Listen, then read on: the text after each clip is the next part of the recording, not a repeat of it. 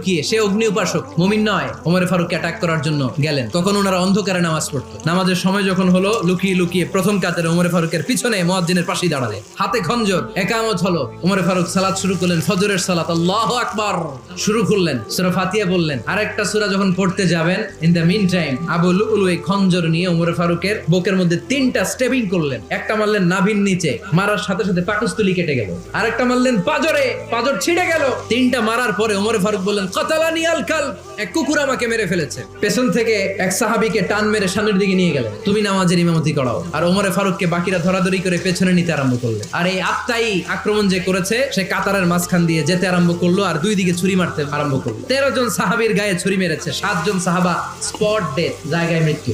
এই ভয়ঙ্কর অবস্থা দেখে এক সাহাবী বুরনুস, এক ধরনের জুব্বা আছে মাথাওয়ালা, অনেকে জ্যাকেট পরছেন না এরকম মাথাওয়ালা, লম্বা জুব্বা আছে, আরবরা শীতে পরে মাথাওয়ালা, এই মাথাওয়ালা জুব্বা বের করে এক সাহাবী জালের মতো